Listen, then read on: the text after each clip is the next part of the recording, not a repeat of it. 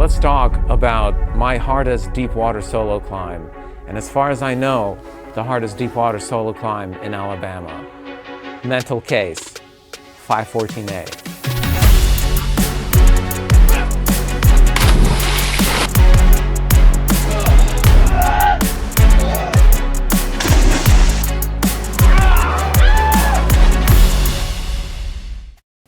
It's a nice, sunny, beautiful day, and I'm just not feeling that good today, so I'm not going to climb anything hard. I'm going to go out and retrieve some equipment that I left on the cliff, and we're going to talk about this climb. I'm going to tell you the history behind it. All right, let's get this boat out on the water.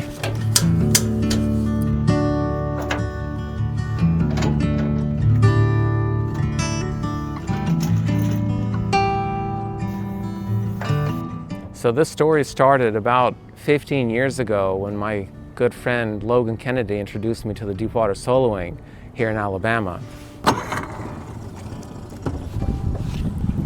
So back in 2011, we were so psyched to just come out here and climb some deepwater solo stuff in our home turf.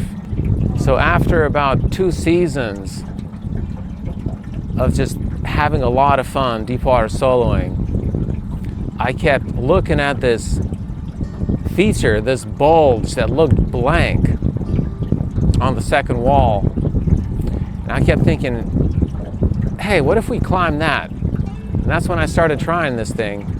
We were climbing out of the water, had no clue what was up there, so the holes were extremely dirty, full of lichen. You climb up there and you just get lichen and dust on your face every single time. But that's how we climbed. It didn't really matter.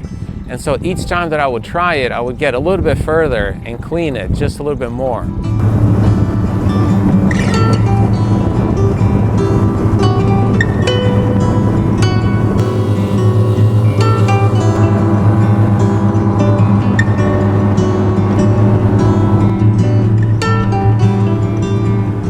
In 2013 is when I started trying this thing, and for a couple of seasons it was just to try to get as high as I could.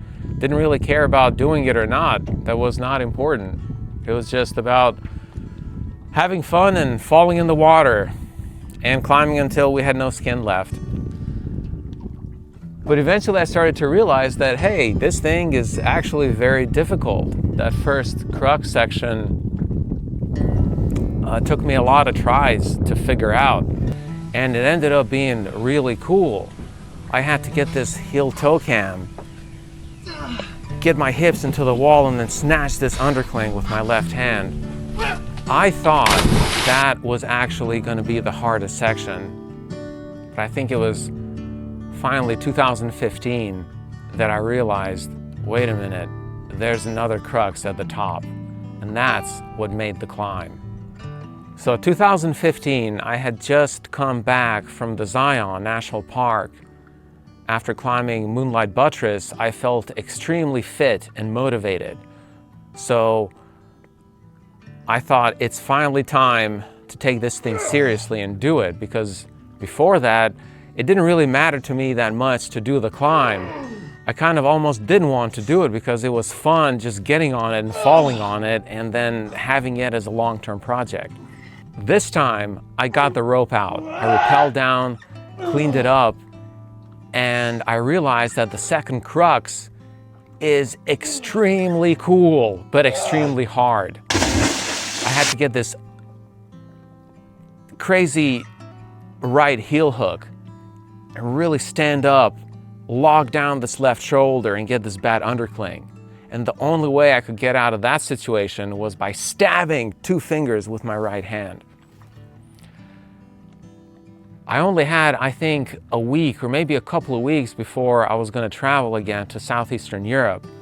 And so I gave it one last shot. I remember that day.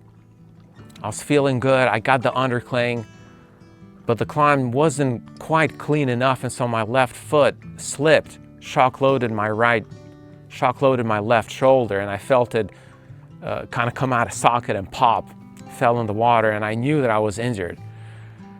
Not terribly, but I could not try this climb anymore. So that was 2015. And that was it. That was the last time before last year that I actually had a chance on it. I spent the following years just climbing other stuff or being too out of shape during the summer to do anything about it. And so the climb stayed dormant for a long time until 2022, when more people started deepwater soloing on these cliffs. And finally, it had an ascent by an acquaintance of mine, someone I'd heard of. I don't know him personally, but his name is Lohan. I think it was 2022 that he did the climb. I think that same year, my good friend Harrison Smith also got close on it. I think he sent it either that year or the following year, I'm not sure which, but he told me, hey man, we sent the project and we're gonna name it Headcase, because Harrison banged his head on the rock and he had this big gash on his forehead, but he was still trying to do it anyway, so he called it Headcase. Well, here's the significance here. I asked Harrison, hey, so what'd you think of the undercling move? And he was like, I'm not sure what you're talking about. It was pretty cool. And I was like, well, what'd you think of the stab move? And he was like, well, I'm not sure what you're talking about. There's no stab move, maybe to the slot. And I was like, wait a minute, did you guys go out left? And he was like, no, we didn't go out left. And I thought, yeah, but you're not, like, something's not computing here. And I asked him again, you know, how did you guys do it? And so he told me how they did it, and I realized it wasn't the same variation. They did go out left. There's a big X on the rock that I put a long time ago, basically saying don't go left. It's quite logical though to go left, because there's this crimp a little bit further left that you can get and then go up to the slot that they ended up doing, I think. So I told them, okay, well, that's a cool variation, but my vision was to go outright. Did you guys try that way? And they didn't try that way. So as far as I was concerned, the actual climb still was undone. And I guess in a way, it turns out to be an eliminate. You just have to force yourself not to do that extra move to the left crimp, but instead go right hand to the underclings and then skip the crimp, and you ended up skipping that slot. Maybe or maybe not. But I thought, okay, whatever. Eventually, I want to go out there and do it my way, because it just opens up this extremely cool right variation of it. So I thought, okay, I'll call it Headcase the Eliminate or something like that. So that was 2022. Well, fast forward to 2025.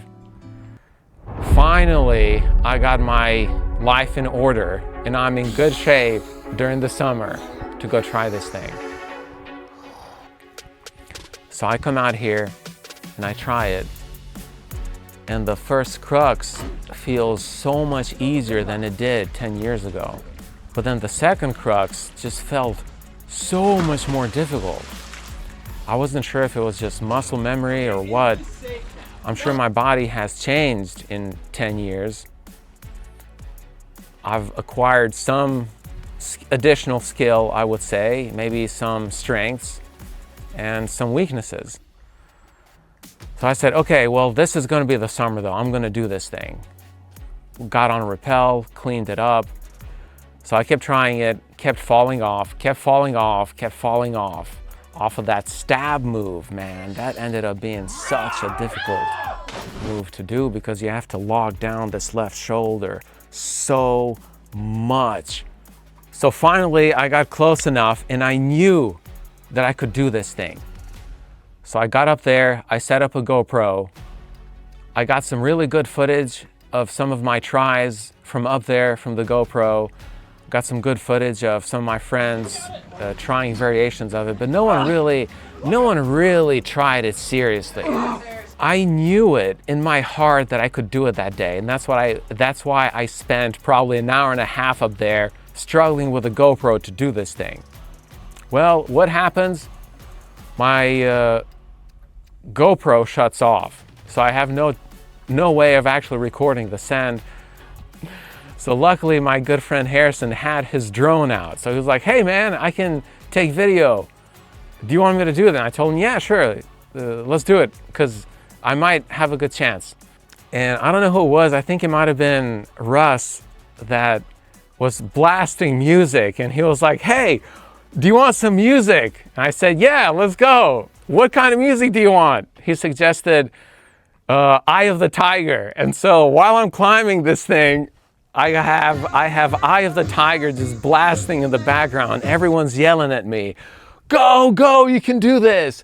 And I stuck the undercling move and I locked it down and I was like, okay, stab. I stabbed with a right hand, 2 fingers, and I stuck it. And I was like, okay, it's happening. And I go in and I was like, oh no. I thought I was gonna be able to just reach left hand, but I can't. And so I just go grab on this feature and I didn't even know what was there, but I just grabbed it. So I reached and I'm just pinching these bubbly features. And then I think I had to shuffle right hand again because I knew I was about to fall off. Finally, I grabbed the left hand slot. I got my right hand up. I grabbed the jug and I knew it was over.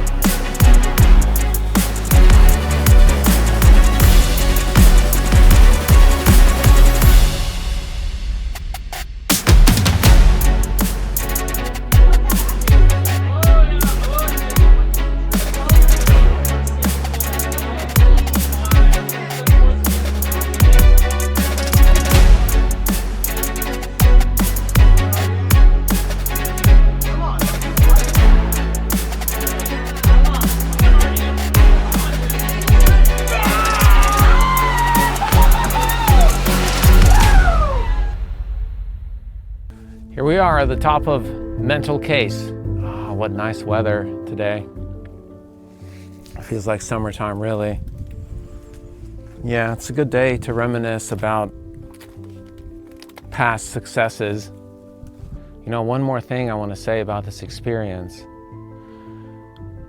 When you've been climbing for as long as I have, about 20 years, you have these situations where you get to go to climb like this after 10 years and still learn something. Compare yourself to how you were back then. Make progress, make changes, apply everything that you've learned throughout that last decade and just see it go to fruition. It's hard to describe that feeling. And it's hard to describe because how often do you have a project just lingering in the back of your head for over a decade? I love that though. I love that. When I was sitting up here after doing it, I'm not sure exactly what was going through my head. Obviously, I was extremely happy, but I think the entire spectra of what I was feeling didn't occur until later on, until I realized that I was better, that I did get to experience this climb again, even after so many years of thinking that it was just going to be a long-lost project of mine. second guessing myself, wondering, was my time up? Could I really get everything back together? Come back to this climb and get redemption. And it happened. It was great. It happened with many of my friends present, with hearing people's encouragements, good music in the background.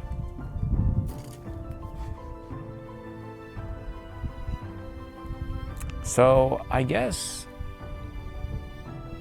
what I want to say is that climbing is a lifelong journey. The more you do it, the more successes that you have, the better it gets, man. It just gets better with age. So you guys get out there, try your projects, have failures, have successes, and just know that in the long run, climbing will be with you forever. A lot of loose rock up here.